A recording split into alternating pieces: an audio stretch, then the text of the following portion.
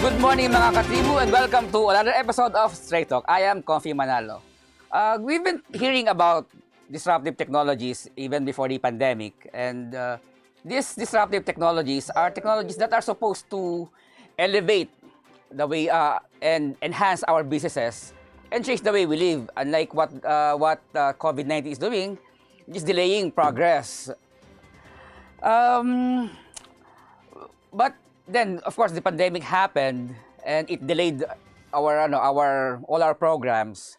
Pero these disruptive technologies are again, believe it or not, although the pandemic has impacted a lot of businesses, a lot of sectors negatively, tulad ng entertainment, nandyan yung hospitality sector, and of course yung sa manufacturing sectors, and although they have been bleeding because of the pandemic, believe it or not, there are industries that have been positively naman impacted by this pandemic because of the disruption, katulad ng supply chain, logistics, and some food sectors. And these are technologies these are industries that have thrived or are thriving because of this disruption caused by the pandemic.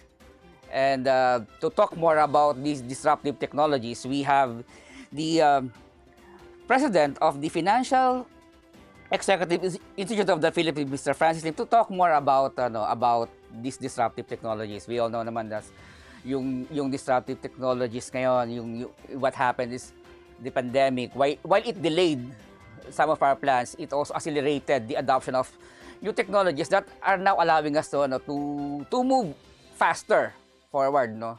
And if you're smart, isa nga sa mga na-effect positive effect ng pandemic, disruption ng pandemic, is yung supply chain na nabanggit ko kanina. Like now it is possible for us consumers to buy directly sa producer o sa mga farmers. So marami yang nawalang mga middlemen.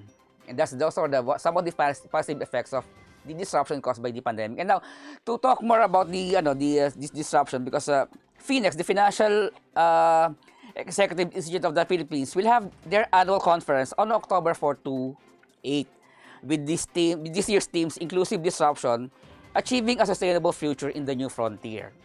And again, like I've said, to talk more about those issues is Mr. Francis Lim. Good morning po, Mr. Francis Lim. Good morning, Komfie.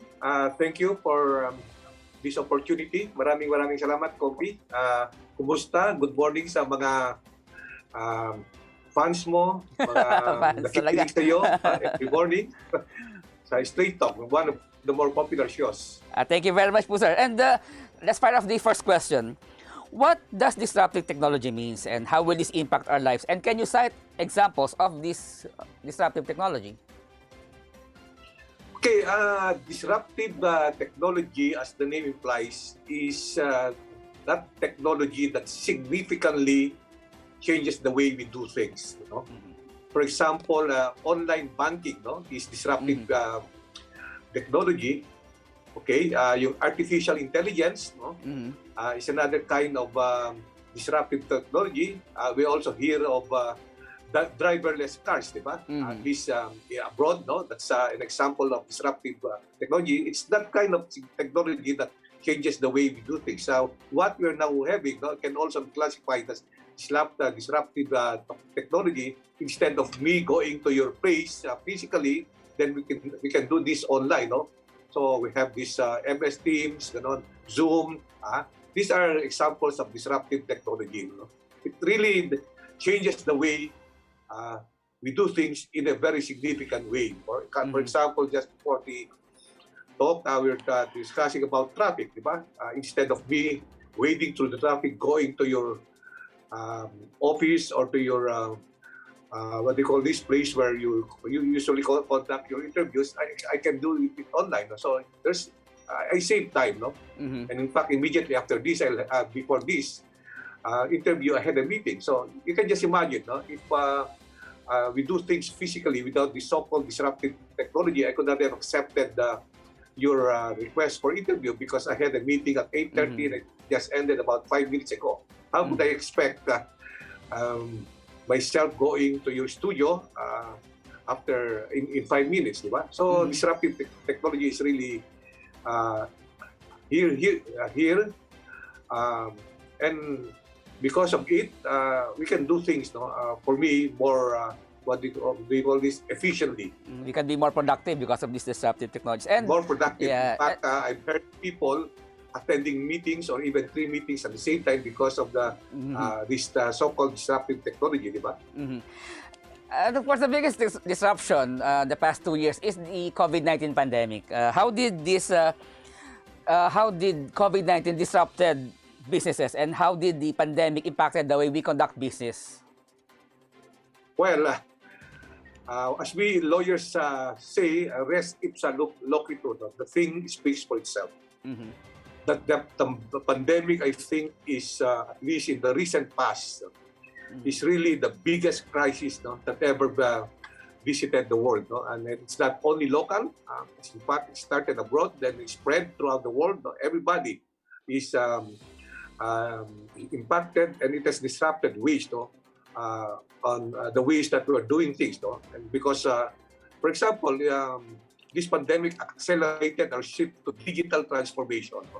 Before, we took our time, but the pandemic has made it a necessity, no, to do things online, and that's one way, no, of how this pandemic has disrupted our way of life. No? Of course, I don't even have to mention, which we talked about before the interview, about businesses closing, no, because of the pandemic. That is a disruption. That's a very clear case of disruption. No? Old names in Philippine business, even abroad, no, have closed down because of this pandemic. That is that is a disruption to their business. In fact, permanent disruption, Komfie. So you mentioned that this pandemic has disrupted the way we do things. It changed the way we live. It changed our lifestyle, and in fact, one of the positive effects there is, of course, despite the negative impact in some industries where some businesses closed, but in some instances naman, it allowed us to be more productive because it allowed us to adopt or to accelerate our digital transformation. So, is there a turning back to all these disruptions brought by the pandemic? Personally, in terms of using disruptive technology, there is no turning back. It will be a permanent fixture in our life. Okay, I see, and in fact, if you look at the readings, if you do the readings, I think even companies, no, are talking of a hybrid system of work, no, meaning to say a combination of work from home and work at the office, no, even after the pandemic is gone. And because for me, what this pandemic has shown is that we can do things from the house as efficiently, in fact, more efficiently at times, no, than going to the office, especially here in Metro Manila and in the Philippines, no, because of our traffic condition. No? You know, we are still at stage 3 or stage 4 of the pandemic, of the new classification pandemic, where everybody does not have to go to work, but you know, you just go out, EDSA and other major thoroughfares, even minor thoroughfares, traffic is so terrible. So I don't see 100% going back to work, no, as an efficient means of doing things post-pandemic, Komfie. Yeah, actually, I agree with you that now the most of businesses in the Philippines have accepted the idea of work from home because personally, I started work. I first did work from home since 2006. So until 2018, so for 30 years I was working from home. And because I am working from home, I was able to juggle 3 jobs at the same time. Because, like sabi nyo nga, you can be more productive. You can have you can conduct 3 meetings at the same time because of the technology.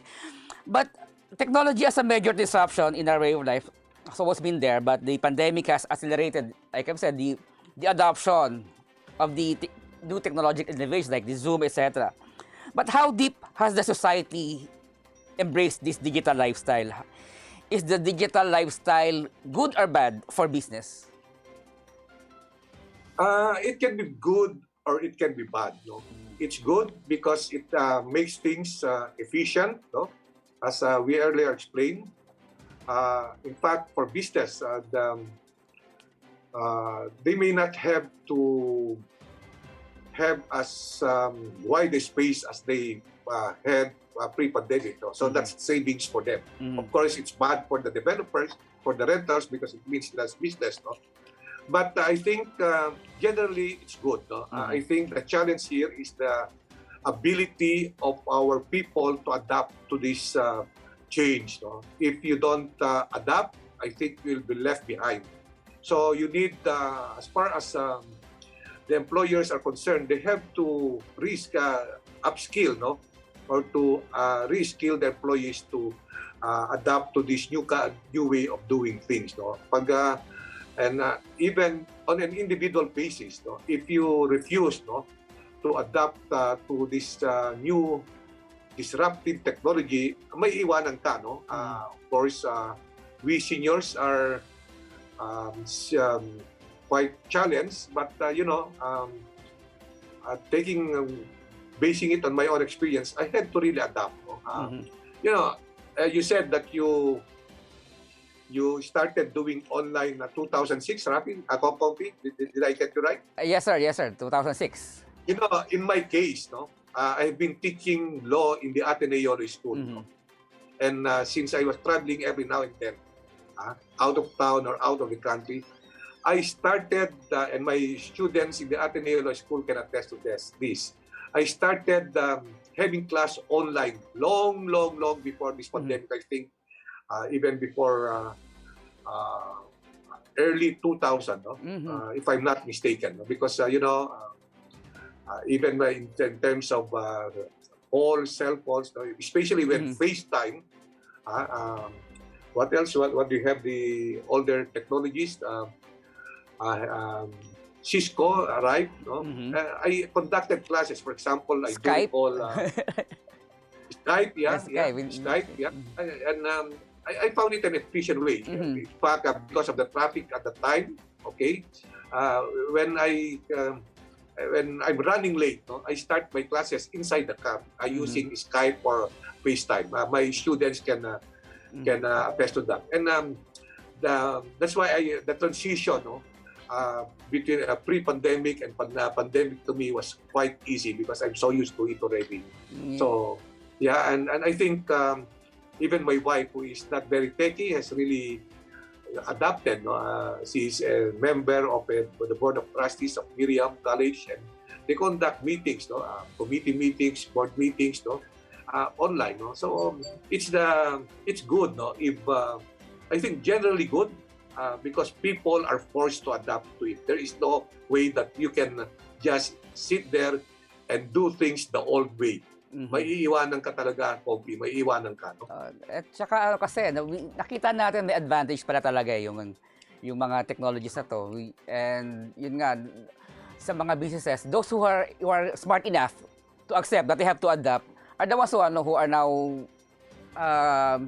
thriving, particularly yung mga di ba, yung mga logistics, di ba, yung mga nawalan ng trabaho, mga dating nasa manufacturing o nasa mga nag-downsize, iba lumipas sila sa logistics, so sila yung mga nag-grab or nag-aangkas, di ba? You just have to learn to adapt with the changes. But of course, no, when there is opportunity, there are also risk. What are the opportunities and risks posed by these disruptive technologies?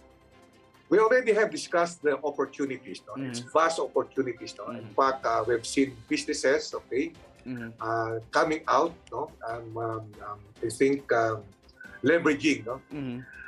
On this pandemic to really do more business. Okay, there are new businesses that really have step up. You mention about Grab, okay, di ba? Angkas, di ba? In fact, that was an opportunity that the pandemic has done. New jobs have been created. No? Angkas, and even household, mga household baking, di ba? Yung ang daming household baking, pagkatapos household, what they call this, sari-sari store within the village, di ba? Fruit stands within the village. May delivery na rin sila. Kaya, ang Pilipino talaga resilient talaga, no? Nakikita ko, no, in fact, marami, no? Marami kang natatanggap sa Viber groups mo, or this is available here, even small households, no? And some of them, many of them, some friends. Of course, you have to support them instead of buying, okay? Because you know that we also have to support each other. You patronize, no, their small business. Now, in terms of risk, no, as I said, kung hindi ka nag-adapt talaga, that's a big risk, especially for businesses. No?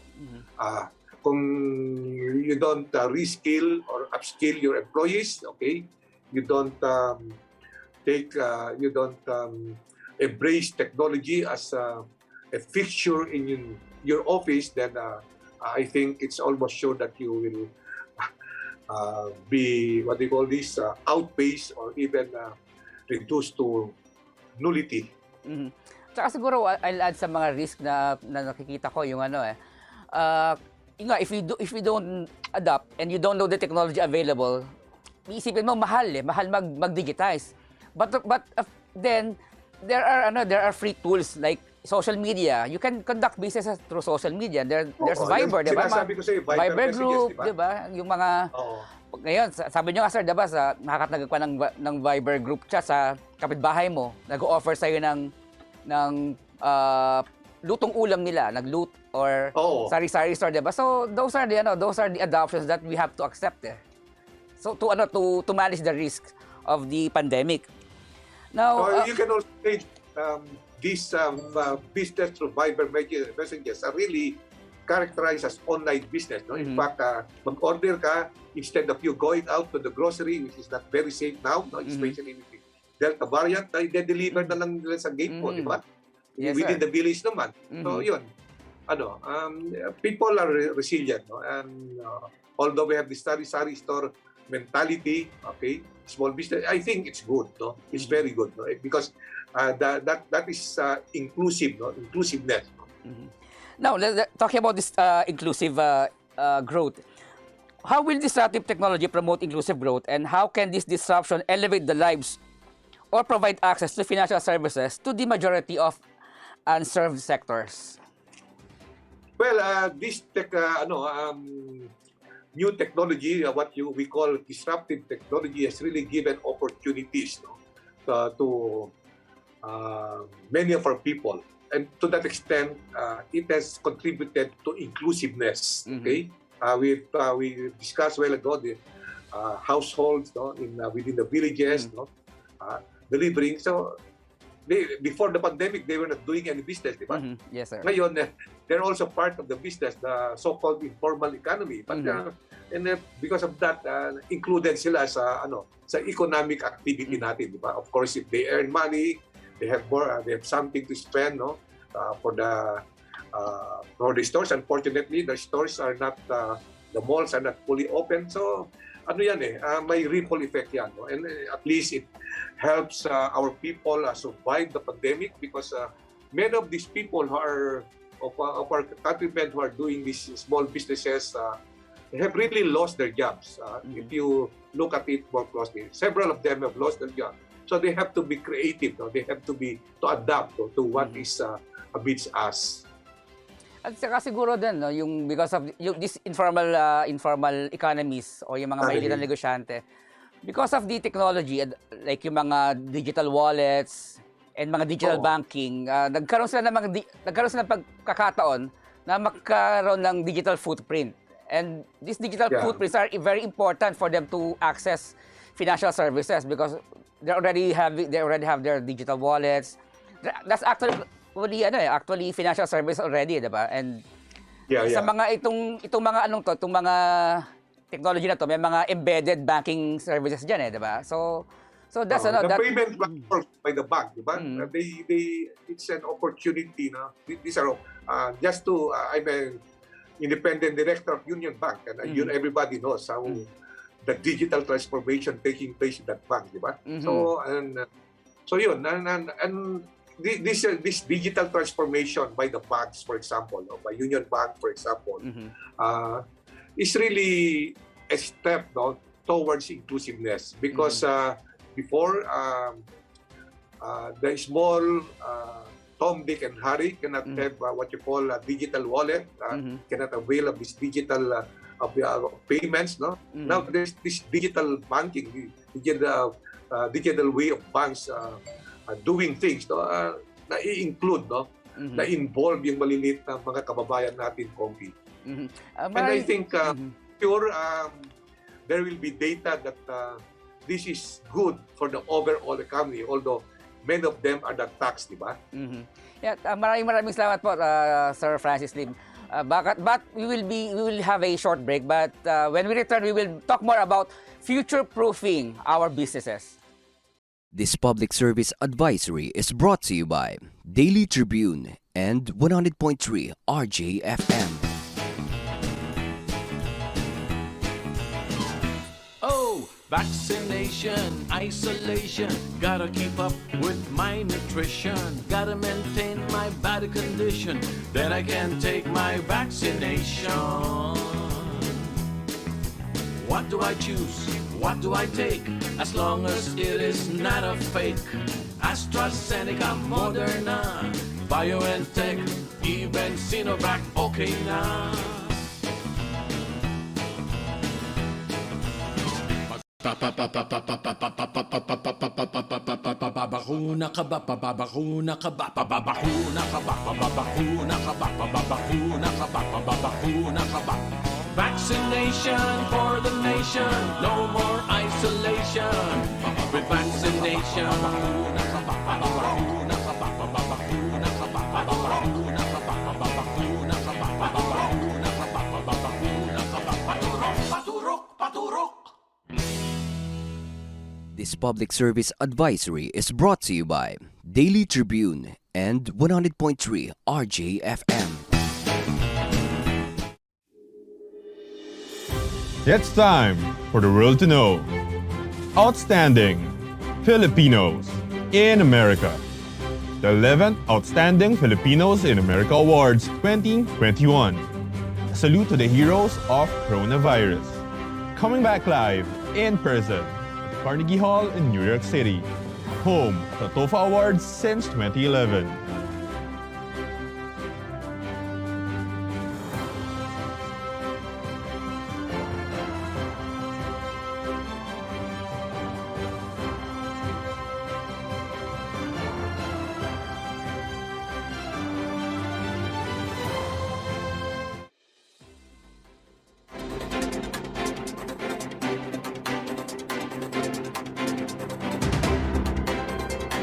And we're back. You're still watching Straight Talk with Daily Tribune. And joining us still is Mr. Francis Lim, President of the Financial Executives Institute of the Philippines. Kanina, before we took a break, Mr. Lim discussed the opportunities of adopting these disruptive technologies and how we can survive this pandemic. In this segment, we will be discussing, and Mr. Lim will be discussing how to future-proof our businesses using these disruptive technologies and surviving of, again, this pandemic. So, sir, what is future-proofing? How do you achieve this at this time of uncertainty when there is no available business model post-pandemic? Alam mo, future-proofing in layman's terms is it's like it's part of adaptation, of adapting. You have to anticipate, not really anticipate, you have to assume personally that things will change because and the change has been accelerated by the pandemic, diba? And we've talked about digital technology, okay? So ang future proofing is really putting up a structure or set of processes that you can how do I call this, take up or make a part of your business really to anticipate the future. So parang kung may changes, hindi magsasuffer yung business mo from the aftershock. In layman's terms, it's really adapting to the future. Of course, it's difficult to anticipate what the future holds. Technology is so fast, diba? Mhm. But at least you part of your strategic plan, and I do suggest that companies embark on a strategic plan with future proofing as part of the agenda. Yeah, but Okay, of course, future proofing is really. I think there's writing on the wall on what the future holds, and I think it's the digital way of doing things. That's I think, and therefore you have to, as I said a while ago, invest in upskilling your people. Okay, invest in getting technology. Okay, of course, it's easier said than done, especially for those financially challenged entities. But I think being resilient as a people, there are ways of doing things. That's why, meron na tayong batas that will encourage that gives incentives, no, to innovation, because innovation is a key part of future proofing. If you don't innovate, okay, may iwanan ka, as I said a while ago, and innovation should be a key part of a business agenda in order to ensure that your business will survive the future. That's why it's called future proofing, Komfie. yes, sir. But the biggest challenge now is how can you prepare a comprehensive strategic planning or a strategic plan when there is no available playbook post-pandemic and now during the pandemic? Alam mo, wala bang available playbook? For example, we in FINEX, and even when in MAP, when I was president, because I was president of the MAP last year, okay, there are a lot of webinars, no, that the associations, organizations are offering. In fact, if you go to the YouTube, masipag ka lang, di ba? Meron you can learn. No? Wala pang playbook, no? Because as you said, mahirap magkaroon ng playbook because you cannot predict the future, di ba? So you just have to learn. No? I think, and I think that's one thing that this pandemic should have taught us. It's you should be, your learning, okay, should really be a focus, because you have to learn things. I don't think we can rest our laurels by saying, alam na namin yan, tinake up na namin sa eskwelahan yan.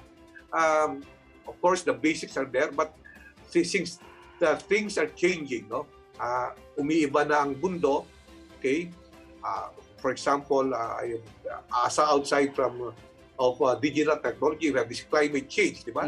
How do you future-proof yourself from climate change, di ba? What do you do as a company, as a little business, to minimize, no, the occurrence of the aftershocks of climate change, di ba? So, how is this? That's why yung ESG tinatawag namin, environment, social responsibility, governance, no? It's really, if you look at it, this is part of my agenda as AP president. It's really one way of future-proofing your business, or even ourselves individually, no? So yun, I know there's no playbook. It's difficult because you cannot predict the future. But there are experts, there are books, no? There are materials, there are literature, there are webinars, no? Available all around you, and many of these are free, Komfie. So this basically the basic there is learn and educate yourself to prepare. And the upcoming annual conference of FINEX is focused on inclusive growth. So why do you think is inclusion and diversity crucial in these times of disruption? Well, diversity, no? I think the lines between men and women, between black and white, di ba? Between poor and rich, no? I think are blurring, no? So personally, I anticipate that these lines will be irrelevant, no? And I think we have, as businesses, we have to be as inclusive, no? As diverse, no? Even in the selection of our board of directors, in the selection of our employees, no? Combination lahat, no? I think what is really very important moving forward, no? As it has been demonstrated in the past, is skill, no? Hard work, no? Open-mindedness to change, no? Hindi yung mindset stuck to the past. It should be mindset looking forward or looking to the future, no? And yun, even in schools, no? I think I'm teaching law. I've been teaching law in the Ateneo. I try to do things in a way that these lawyers who will be our leaders, hopefully, the years are already future-proof in dealing with the changes that are bound to happen. So little things, no, are really part of future-proofing. No? You cannot just, we have to do it this way because this is the way we have done it in the past and we have succeeded. No? Those skills in the past may have been good, no, for successes in the past, but they are not necessarily good for to future ourselves, our businesses in moving forward. So we have to accept those things. For example, kami mga seniors, no, we're fond of saying, "Oh, you do it this way," because this is the way we did. I don't think that's already a very practical, very wise way of looking at things. Because things, as we have seen during the pandemic, have really shifted, no, to a speed, no, that many of us cannot cope up with. So how do you manage inclusion in That's the Yes, reason, sir. Komfie. That's the reason, Komfie, why in FINEX, our FINEX Week, which is the flagship project of FINEX Week, and I invite you to really take part of it, has chosen this as a theme for our FINEX Week this year. Yes, sir. Thank you very much for the invitation. We will cover that, sir. And how do you manage inclusion in the middle of disruption? Well, as I said, you have to, as an employer, no, part of your agenda should be to help your employees adapt to this change that is bound to happen. Of course, upskill them, reskill them, change their mindset, okay?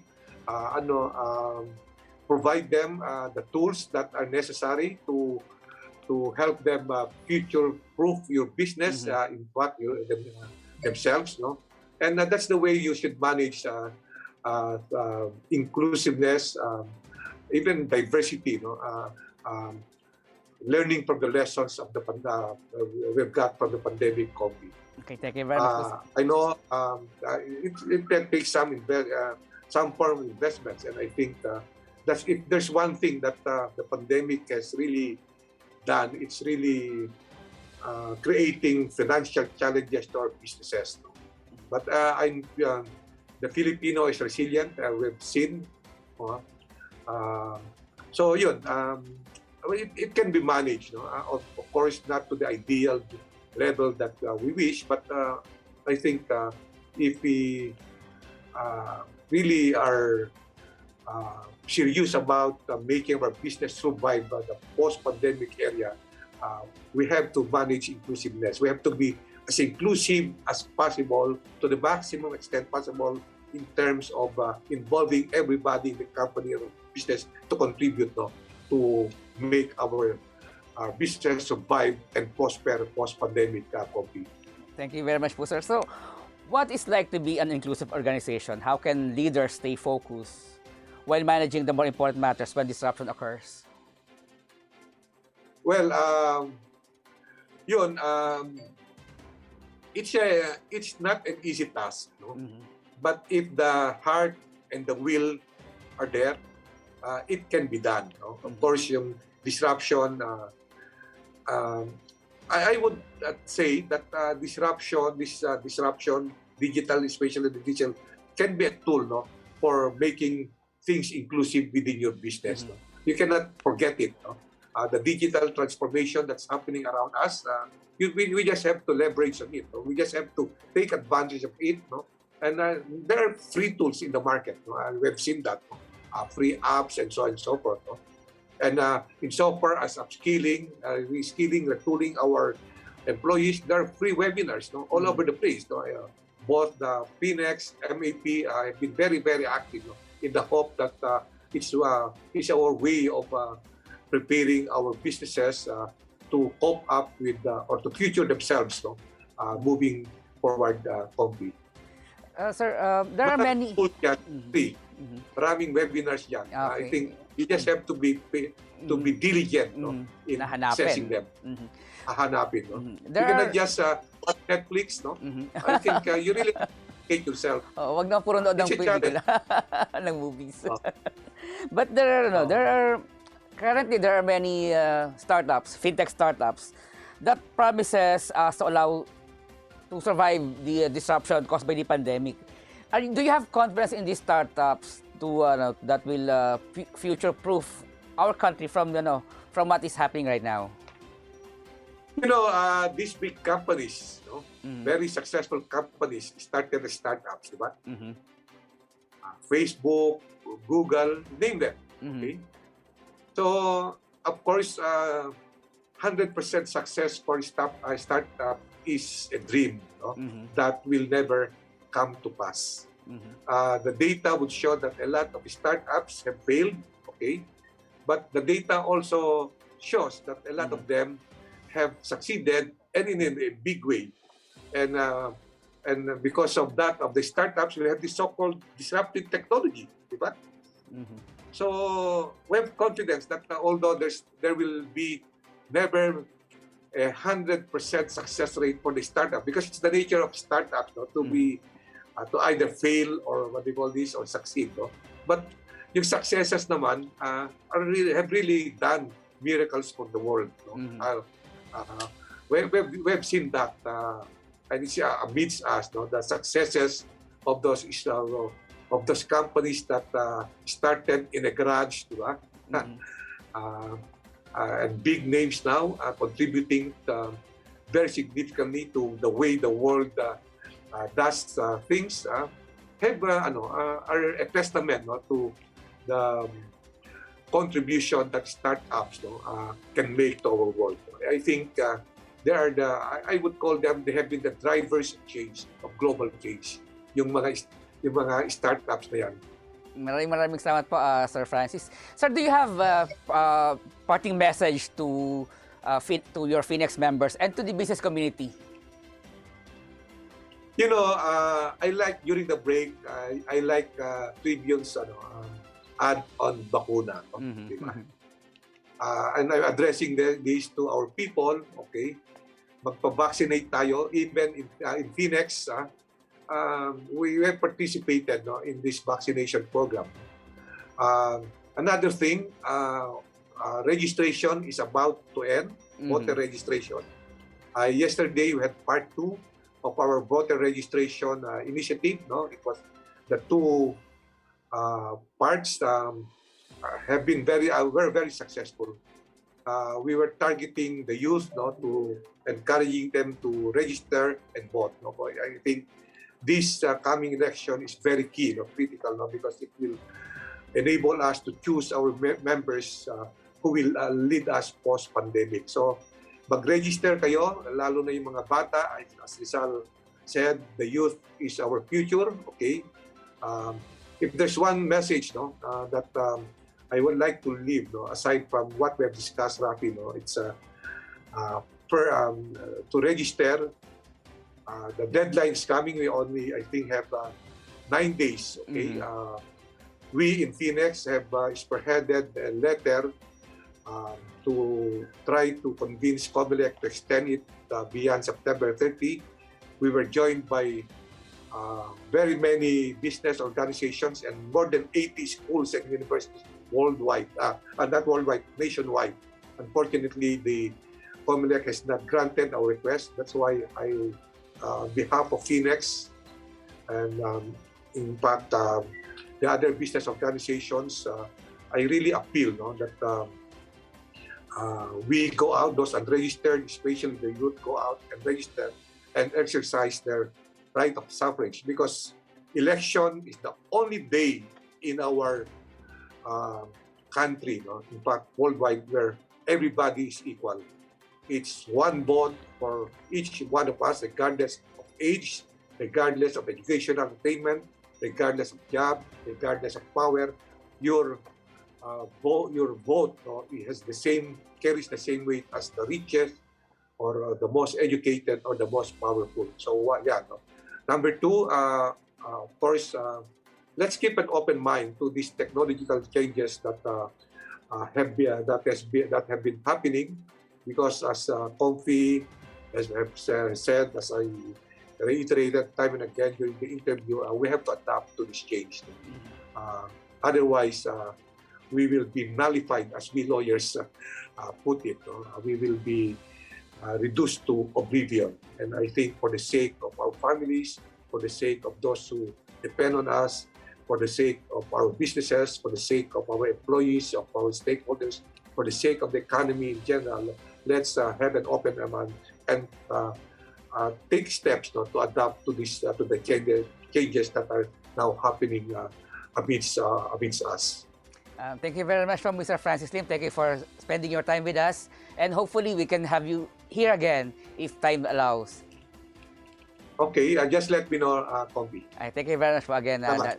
Mr. Francis Lim, President of the Financial Executive Institute of the Philippines. So the takeaway from this interview is, according to Mr. Lim, is be open-minded, upskill, adapt, and include everybody to future-proof us from this pandemic. Again, this is Komfie Manalo and this is Straight Talk.